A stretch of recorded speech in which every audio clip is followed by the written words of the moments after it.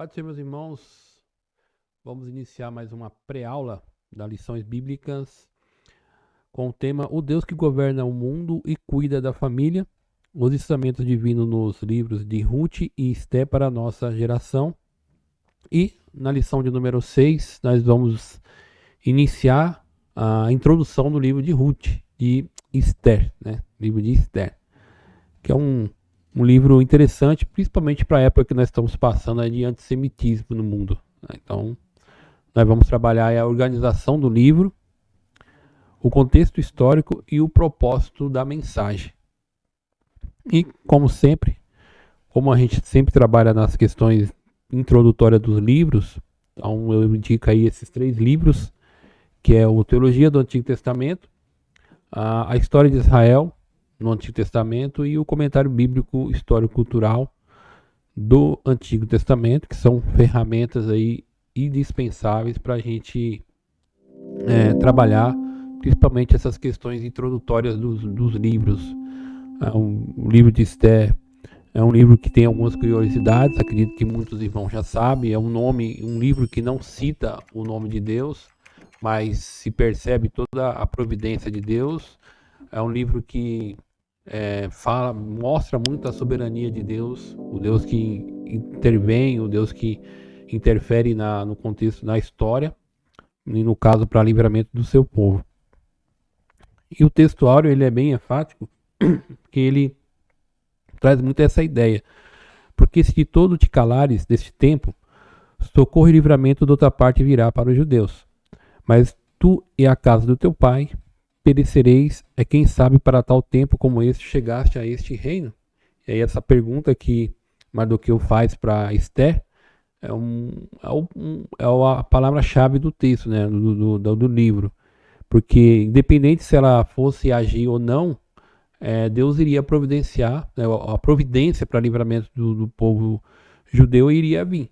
Mas Esther poderia estar perdendo a oportunidade de fazer algo naquele momento, e porque ela agora é rainha. Como rainha, ela tem essa prerrogativa, ela poderia agir nesse sentido.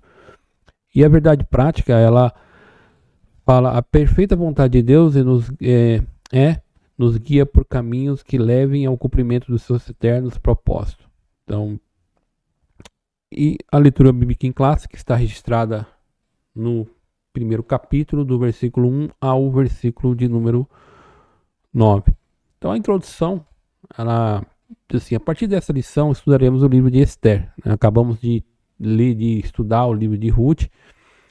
E veremos como o livro está organizado, a categoria que pertence às características literárias, autoria e data. Procuraremos também estruturar o contexto histórico em que o livro foi produzido. Veremos que o exílio de Israel é uma informação essencial para remontar o contexto histórico do livro de Esther. E, finalmente, perceberemos que a providência divina apresentada no livro é um assunto que formula o propósito de Esther. Trata-se de uma providência divina não mencionada, porém constatada ao longo do livro sagrado. Ou seja, ainda que não apareça o nome de Deus, mas a gente vê toda a providência de Deus no livro. E toda essa questão da organização do livro, qual categoria que ele pertence, dos livros históricos, características literárias. Então é um livro que é bem rico nessas questões. Ele é um livro mais narrativo, tá? Mas ele tem questão do quiasmo, ele tem questão de poesia, ele é um livro bem recheado dessas ferramentas, características literárias. E quais são os objetivos? É apresentar a organização do livro de Esther. Essa é uma coisa que eu sempre falo de livros, né, quando a gente trabalhou sobre Ruth, eu falei sobre isso, essa preocupação de que nós devemos ter com a organização, ou seja, onde esse livro está organizado, qual é a estrutura literária dele, e a gente faz isso muito aqui, qual é o objetivo, o contexto histórico. Tudo isso faz a gente entender melhor o livro, faz a gente entender, chegar mais perto daquilo que o autor, e a gente vai ver que em relação ao autor é um livro que não se sabe exatamente quem é o autor, é um livro anônimo, explorar o contexto histórico do livro de Esther, então toda a questão de conhecer bem, principalmente ali o período, aqueles últimos anos ali, antes do exílio e principalmente o período pós-exílico.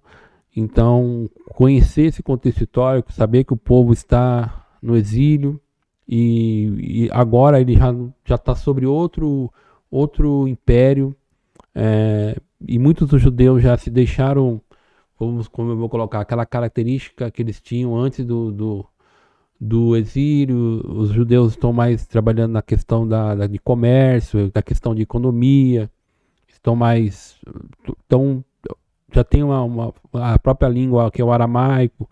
Então, tem todas essas questões históricas que ajuda a gente a entender como que os judeus agora eles vão absorvendo de uma certa forma alguns aspectos da cultura da qual eles pertencem, né? A diáspora judaica, alguns judeus voltam para Jerusalém, outros não. Então é um livro interessante nesse sentido. E expor o propósito e a mensagem do livro de Esther e saber qual que é o propósito, qual que é a mensagem, o que o livro quer dizer. E a organização, né, na nossa revista que nós iremos estudar, tem o primeiro tópico que fala sobre a organização do livro. Eu já dei uma introdução aqui. O contexto histórico, o propósito e mensagem.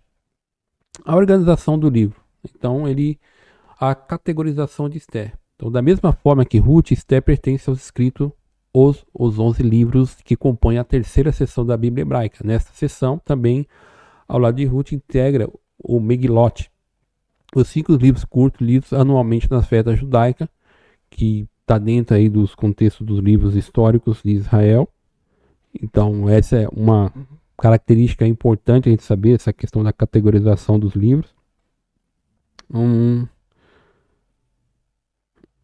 E ela nesse sentido, ela é parecida com um livro cristão, a nossa forma que a gente organiza o livro, né? Só repetindo, ele tem essa característica de ser um livro histórico, só que ele vai se diferenciar um pouco do livro de Ruth. O livro de Ruth a gente tem muitos diálogos ali dos personagens, e já no livro de Esther a gente vai ver muito a narrativa, o autor ele falando algumas frases que os personagens falam ali. Então um livro muito mais tem essa característica mais narrativa.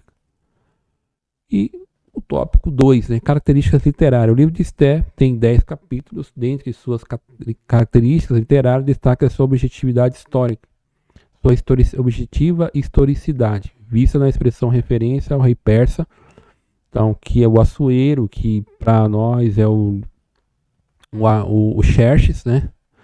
O Xerxes, bem conhecido Xerxes, até, principalmente na questão de filme, essas coisas. Então, é um livro que dá uma boa referência histórica, e ele fala em vários outros detalhes factuais, além do seu caráter de fonte primária para a festa de Purim, anualmente celebrada para os judeus. Então é uma festa que até hoje ela é festejada, porque o nome Purim quer dizer sorte, né? Tirar sorte. Então foi um momento em que o povo de Israel foi tirado sorte ali, se eles seriam eliminados ou não, se eles teriam que se defender ou não. E é um livro interessante porque, principalmente no que nós estamos vivendo hoje, né? Essa questão, porque na questão do livro de Esther, a gente vai perceber de uma forma bem registrada o antissemitismo, né? E também o antijudaísmo também. Então a gente, nesse período histórico, a gente vai ver isso tomando força, que não é por parte dos persas, mas é um Agaquita, né? E Agag, que é o opositor ali, que quer eliminar o Oman, que quer exterminar o povo de Israel. Então a gente já vê aqui uma primeira citação histórica do antissemitismo contra os judeus, contra a sua existência. Evidentemente que a gente sabe que isso tem um cunho maligno, né? É uma tentativa de Satanás de impedir que o povo judeu eles existam, e logo isso evitaria a vinda do Messias. Então o livro a gente saber essas questões. A autoridata, né? O autor é desconhecido. Muitos estudiosos consideram que o livro foi escrito por um judeu que vivia na Pérsia, pelo fato de o autor demonstrar amplo conhecimento da cidade de Suzã e sua estrutura e de importância documento do Império Persa.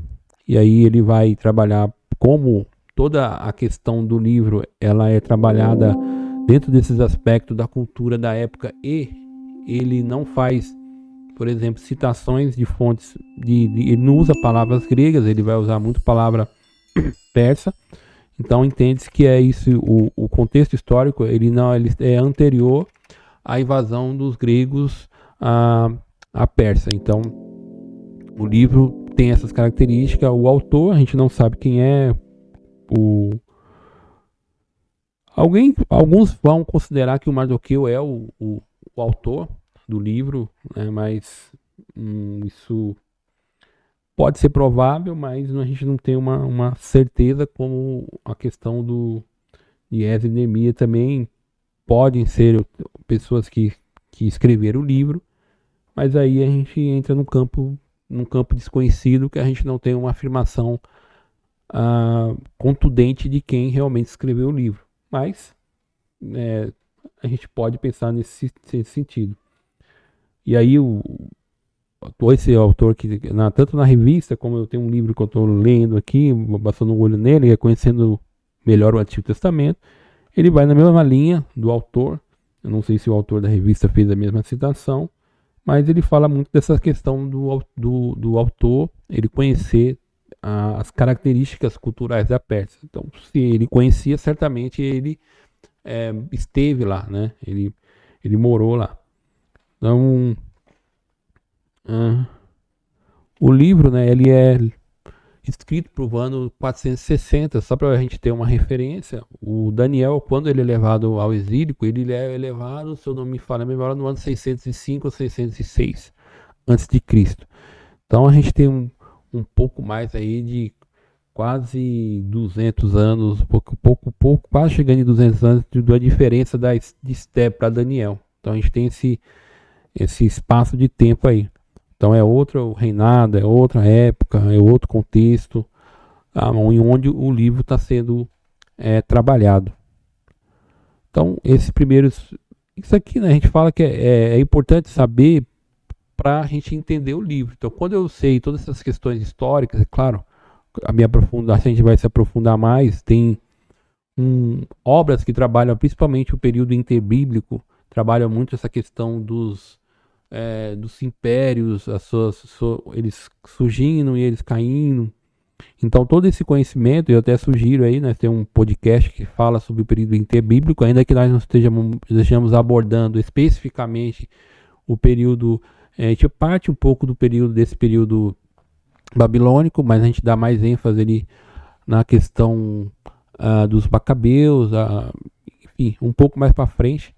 Mas é interessante a gente se aprofundar mais nisso. Então, o professor que quer se aprofundar mais nisso deve procurar obras que trabalham panorama do Antigo Testamento e também os períodos interbíblicos, que trabalham muito esse contexto, porque esse contexto de Esther é importante para forjar, vamos dizer assim, toda a questão cultural dos judeus, né, que você vai ver muito falar que nessa época quando os judeus que eram então de uma economia totalmente mais pastoril, agro, agora eles vão se desenvolver principalmente no aspecto do comércio, da questão da economia.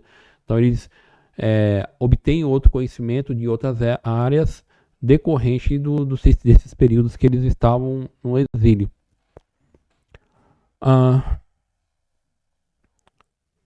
Contexto histórico, né? 2. O povo hebreu no exílio. Para uma melhor compreensão do contexto histórico do livro de Esté, é importante mencionar o final do período da monarquia do povo hebreu, em 722, né, com a queda do Reino do Norte, e 586, com o Reino do Sul caindo. Então, aqui é importante ter um conhecimento de como isso aconteceu, até para a gente se localizar dentro da questão do exílio. Então, com a compreensão do exílio, que começa em 722, tá? E ele vai se findar quando eles são levados em 586, porque aí ele no 605 quando é levada a primeira leva, aí você tem os príncipes, você tem os reis, você tem as pessoas mais da elite, e 597, e aí então você tem 586, que é o período onde está sendo levado. Esse é um contexto histórico muito conhecido dentro da... Acredito que as pessoas têm trabalhado muito isso, não é uma coisa difícil de entender, mas se não entende esse aspecto dessa característica, a gente perde um pouco da compreensão do que está acontecendo, principalmente na questão histórica, na questão de tempo. A gente perde um pouco a noção do livro de Esté. O fim do exílio. O meu tempo em que julgava o Judá por sua idolatria, o Deus eterno, juiz de toda a terra, exercia o seu justo juízo sobre a Babilônia por sua iniquidade. Então, por que os judeus foram levados ao exílio? Foi levado por causa da idolatria, e o exílio ele foi um período de que Deus realmente trata a questão da idolatria no povo de Israel. E aí a gente tem o Ciro, né, que venceu os babilônios, e aí quando o Ciro ele vence, ele então começa a liberar, vamos assim dizer, o povo para voltar para a construção de Jerusalém, para a questão da construção do templo. Então a gente já vendo o povo retornando, e parte desse povo ele se despertou para a questões, vamos dizer assim, mais espiritual. E o pós-exílico é o período que nós estamos estudando aqui, que é Esté registra fatos ocorridos na capital do Império Persa, Susa, entre os primeiros e o segundo retorno dos judeus para Jerusalém. Então ela está ali mais ou menos entre Esdra e Neemias, se a gente fosse colocar. Então é quando está acontecendo toda a construção ali, a gente tem um período de tempo, acho que do versículo 6 ou 7 ou 5 ou 6, a gente tem um espaço ali de 6, capítulo que é 6 e 7, tem uma diferença de 60 anos, né? Então, entre o primeiro e o segundo retorno judeu para Jerusalém, estima-se que mais de 1 milhão de judeus viviam na região da Babilônia, mesmo com o decreto de Ciro que permitia a volta para Jerusalém. A maioria absoluta dos judeus decidiu, pelo que lhe parecia mais cômodo, permanecer nas cidades que ocupavam na Babilônia. Aí ele fala aqui, né, entre o capítulo 6 e 7, há um intervalo de aproximadamente 60 anos, na segunda metade desse período, que se repassam o fato dos livros de Esté. Então, entre quando os judeus estão ali ficando na capital persa e estão retornando, acontece a história de Esté, e a história de Esté, ela vai... acontece o capítulo 1 e o capítulo 2 é quando o Xerxes, o Assuero, ele vai tentar...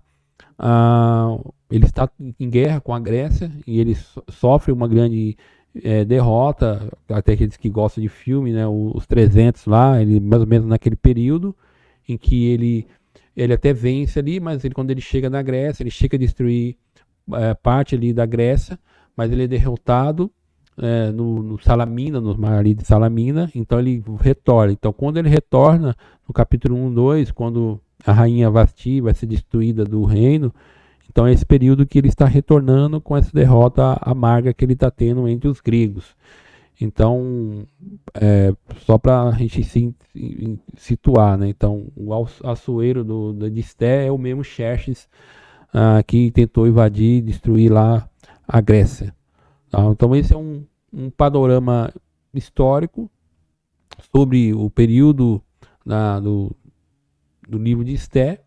Tá? Então, quando abre aí o capítulo 6 e 7, nós temos 60 anos. Nesse espaço de 60 anos é contado a história de Esté, que é aqueles judeus que quiseram ficar em Suzã, eles por iniciativa própria.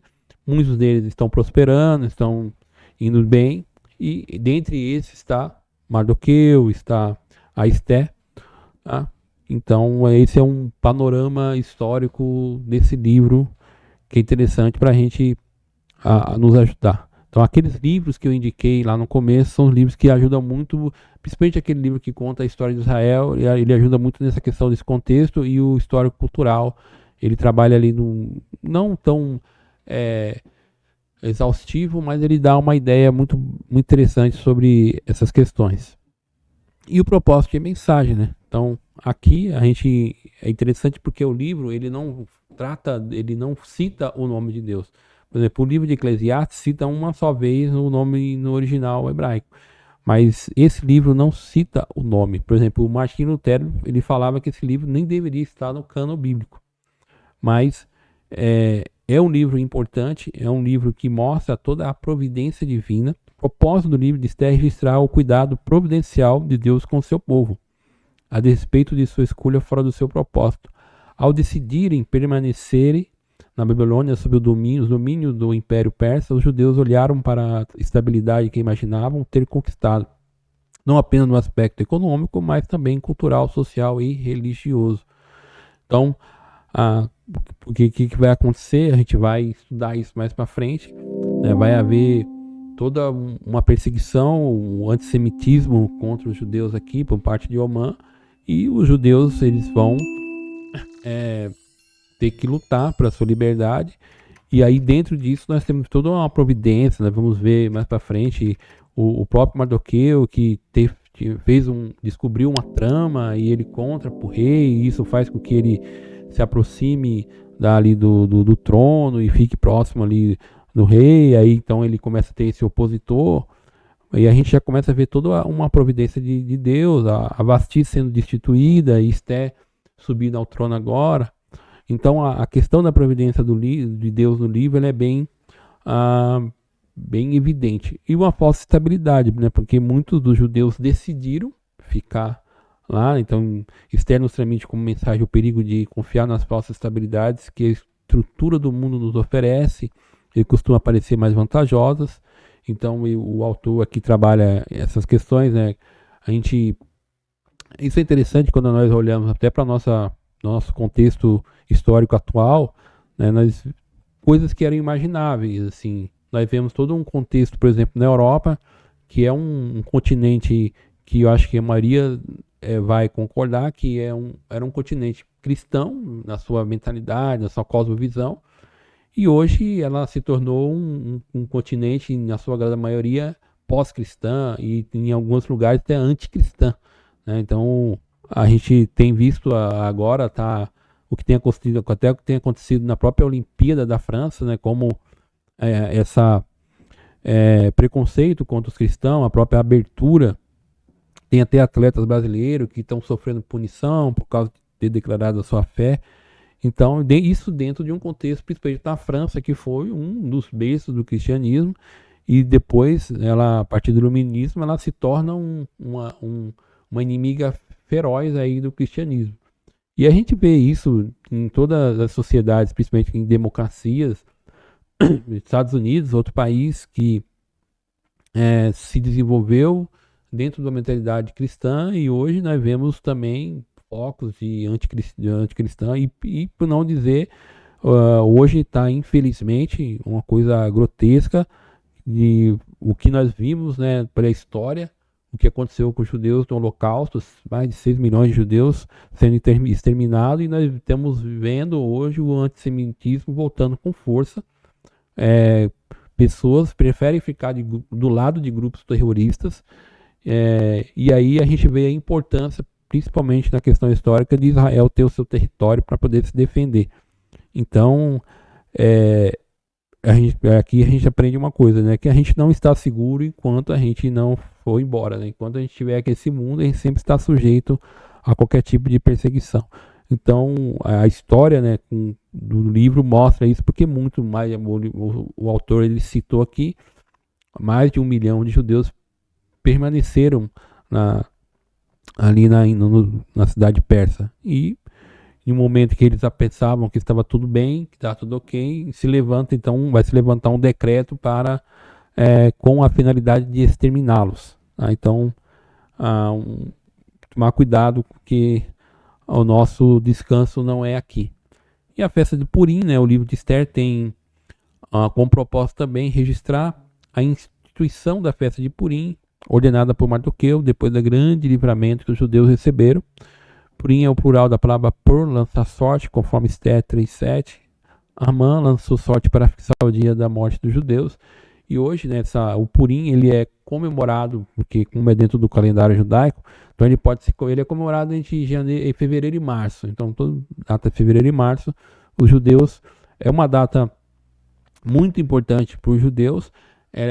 O livro de Esther, para o judeu, ele só perde importância para os escritos de Moisés, porque é um livro que marca a liberdade do povo de Israel, de vencer um decreto que era contra o seu extermínio.